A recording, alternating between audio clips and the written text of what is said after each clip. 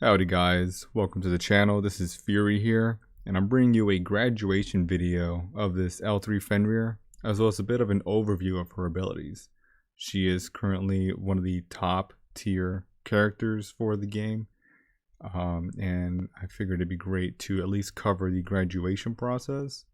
As you can see, I have a lot of the food here to build a 9-star that'll be going into this character, and then going over her abilities and how she greatly impacts the performance of a team based on her tier. So let's get into it. First here, I want to make these Draculas into a 9-star Dracula. As you can see, this account was pretty blessed with the amount of copies that they received. And then I also have one of the Fenrir copies here that'll be needed for this L3 Fenrir. One of the other copies is in a special case from one of the previous events, and I wanted to show off how that worked in this video as well. So let's get to it. First, gonna have to carry one of these Draculas all the way up to the level 100 for me to allow the awake feature to open.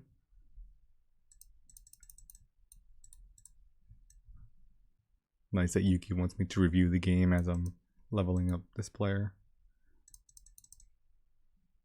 And if you're on PC or Android devices, I'm not sure if it also works in iOS, but just holding down the button will allow it to go up. I don't have to keep clicking on it.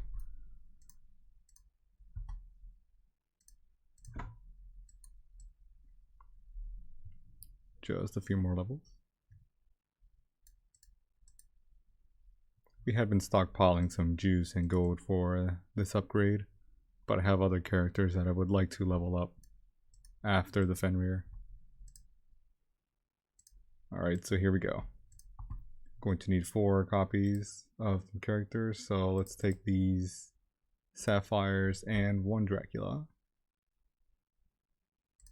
to make this 6-star Dracula 7-star. As you can see here, there are some level upgrades, and she gains a small buff to one of her abilities.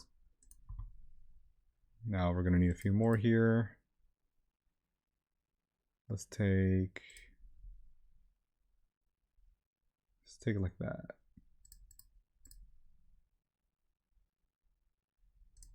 Use the gamblers and use a Dracula for this Dracula. We're ready. And it looks like we're gonna have to use a Sakura. I had her locked normally because I like some characters to remain on the team so I don't accidentally put them into the graduation queue. As you can see here, when you graduate, it'll usually pick the top 4, and I've seen a lot of other players accidentally just graduate away some of their top tier girl copies, which would set them back a little bit. So usually I always recommend using that lock feature on your characters, and that was a nice example there. So let us continue. We need 1 Dracula copy, 1 6-star, and that's a Sakura, and then this Fencer and Sakura as our 2 5-star copies to awaken this Dracula to 9. And so the reason we need a 9-star is because this Fenrir here requires 1 9-star and 1 Fenrir copy to advance to the next liberated level. So it looks like I had that Dracula locked as well because it was going to be the copy. Or she might be in one of the leagues since she's not locked. She is fighting in varsity, so let's go open her out of varsity. There she is. Save team. And then go back to our girls menu.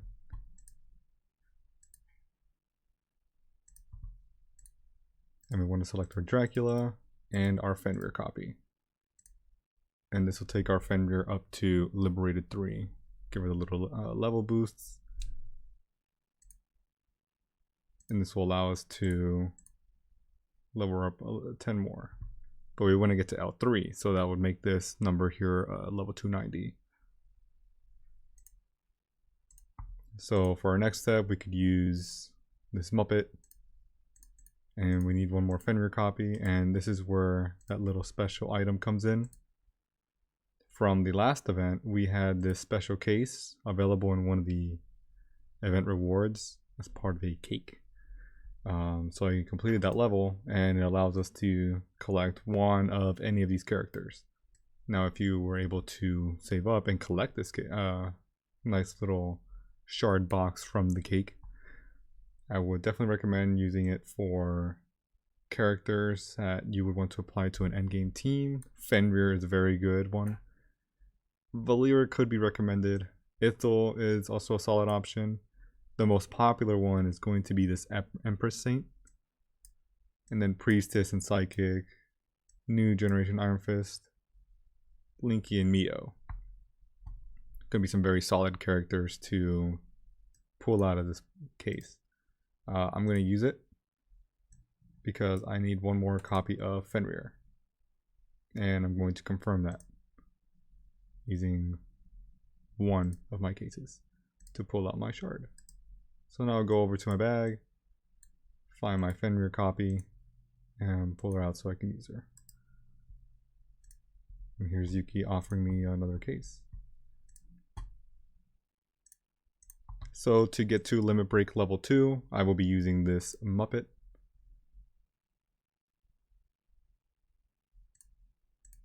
And a Fenrir copy. And here I go, Limit Break level 2. Gets me another 10 levels for my Fenrir. And now, the last level for the Fenrir that I will require will be 1 10-star. And I do not want to use my Hottie. Hottie is doing fairly well in this meta now that Diva got a little debuff, I mean, with a recent update. So I would like to use this Capsule Girl. She used to be on the team, but I feel that Psychic does a little bit better with her passive stun.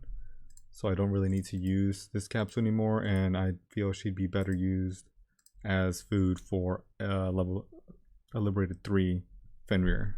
Pardon that. So now I just have to unlock this Diva.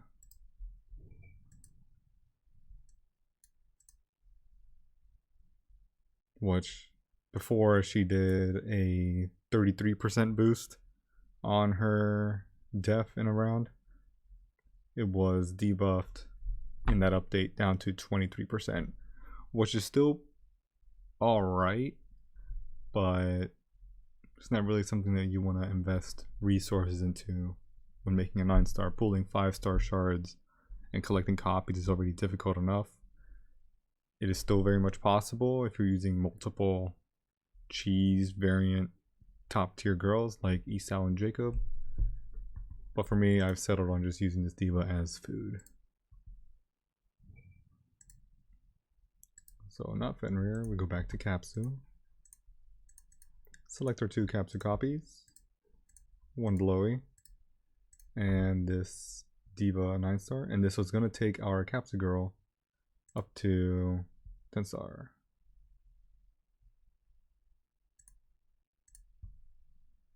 It's another nice little art.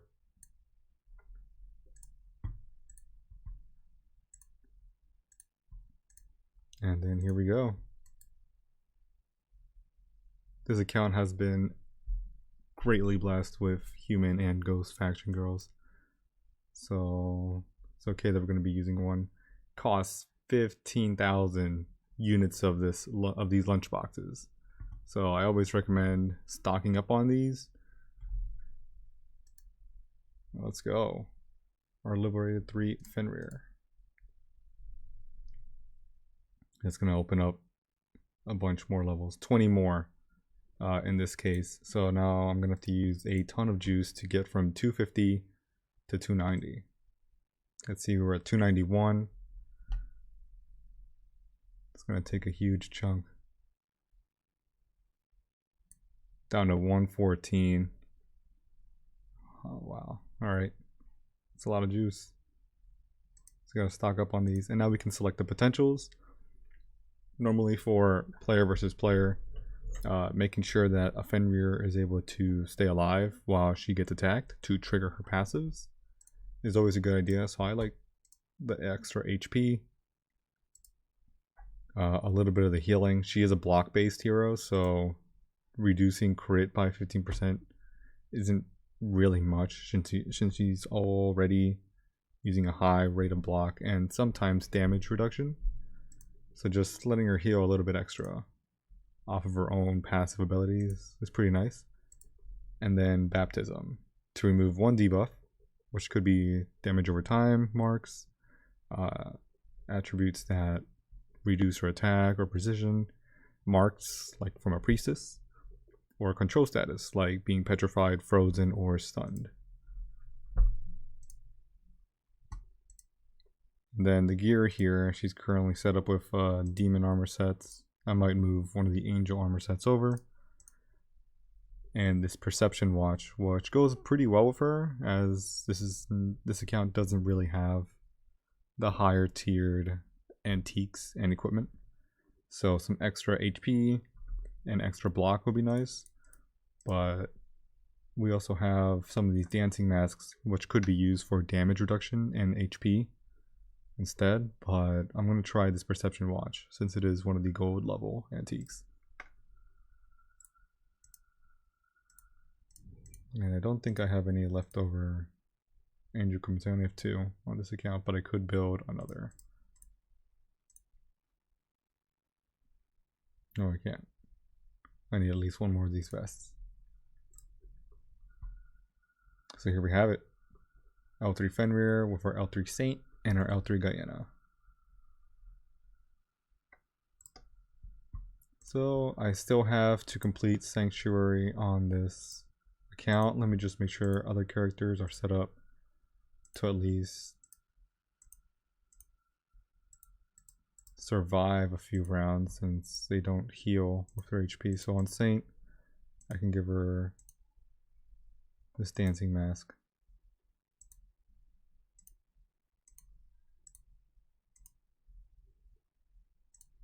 And some extra HP.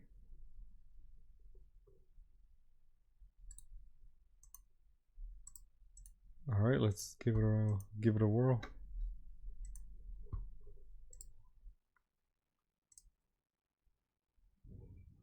I'll send in Deerling. How about that? Oh, I had already done a round earlier. This might not be ideal. Let's see if this works.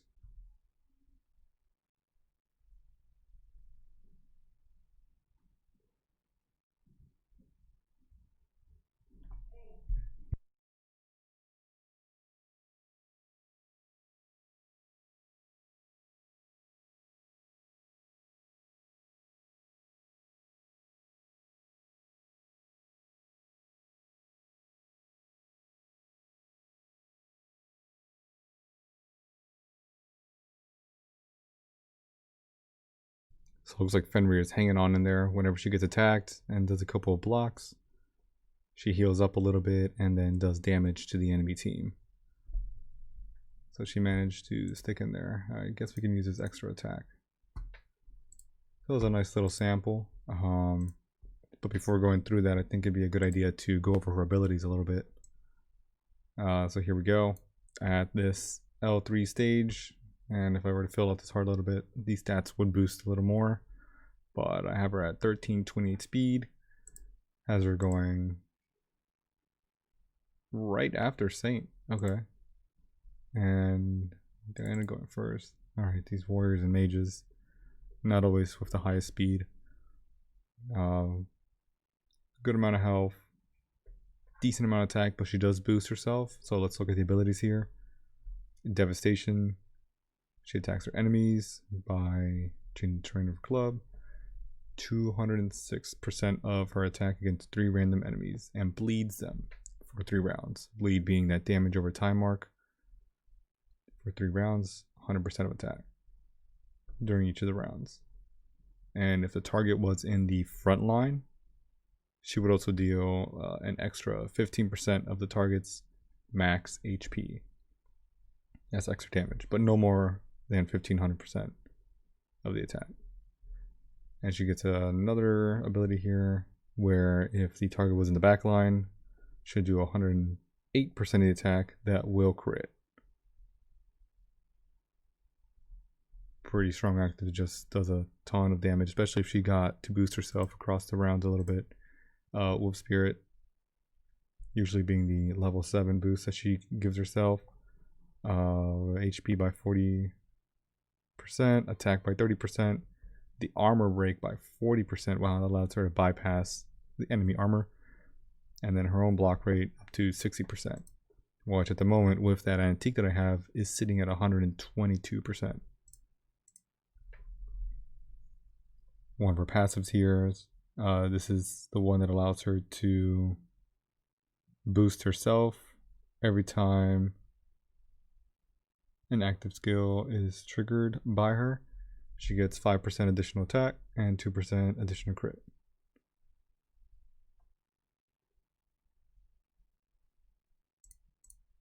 And then Desperado. She is able to remove all of her control status.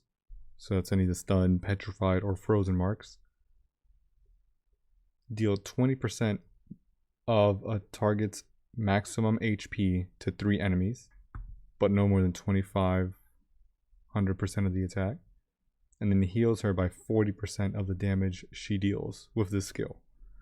And this happens after 3 successful blocks.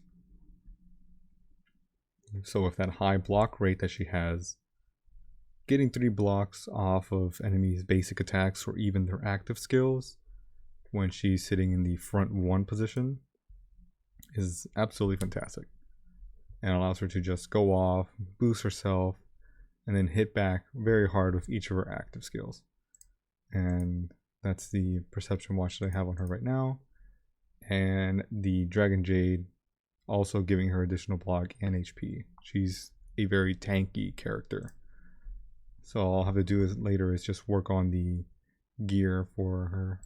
But I like having them on Guyana and Saint so they can try and keep up.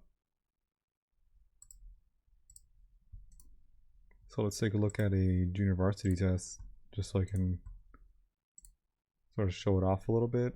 This could be a potentially good matchup.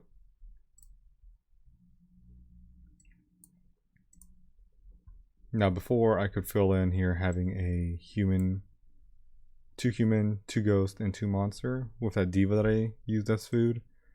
I might build another one. I think I might be able to. That could be subject for another video. So we'll try it this way.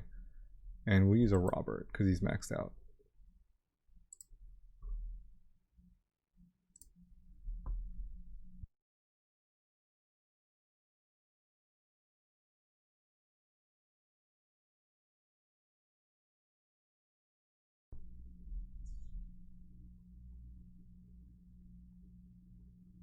So they have their own Fenrir as well, but it's only a 9-star.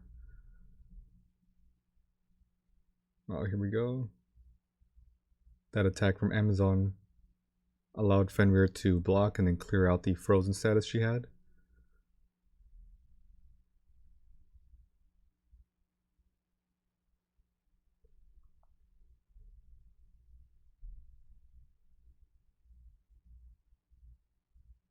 Oh, alright. So the enemy team had significant amount of crowd control that slowed us down a lot and didn't allow us to put in as much damage as I would have liked. Although we did put in a lot of damage. Not enough to win though. She got a lot of healing off. This level 12 calming did pretty well. Let's see if we can find another match. That's a Mio.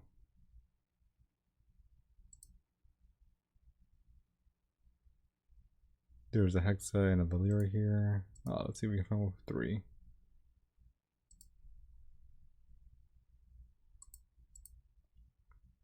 Luminar's team has their own Fenrir, so that could be a nice little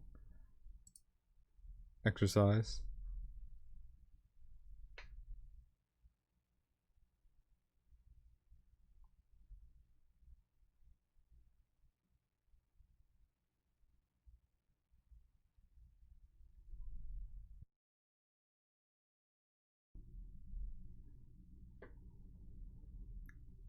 So with our team being a little faster, we got more hits into the enemy Fenrir, and that allowed us to take a little bit extra damage.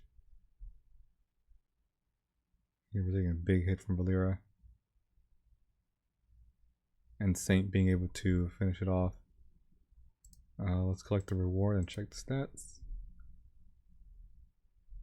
With most of our team dying, it powered up our Guyana and allowed us to clear some of the team's support for the enemy. Our Saint was able to power up just enough to allow her to punch through the block and defenses on this enemy Fenrir. And I feel that our Fenrir helped carry us, at least tanking in a lot of hits from the enemy's liberated characters.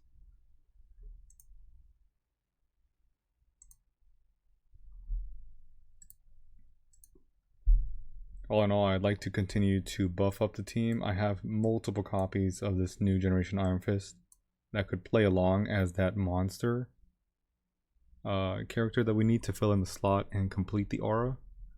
And she would work very well with this psychic. And eventually, knowing that new generation Iron Fist works well in doubles could help provide us some extra crowd control, since our team is kind of lacking in the department, I should say. Since this psychic is our only crowd control source, everyone else tries to power up the Guyana and Saint to try and get some big hits in, especially since Guyana powers up with characters that die, and as does Saint. And I can go over their own abilities and some of their performances in a later video. But for now, this is what I'd like to settle in with. I definitely recommend that if you have copies or any methods of building your own Fenrir, to definitely consider her, as she will work very well in any of the player versus player modes. Versus single bosses or single characters, specifically Mio, she will suffer because she likes it when multiple characters on an enemy team attacks her, so she can trigger those block buffs on herself. So that's going to be it for this video. Thank you very much for watching. Stay tuned. You can like and subscribe if you'd like to keep up to date with future updates and reviews I will be doing on characters. And thank you very much.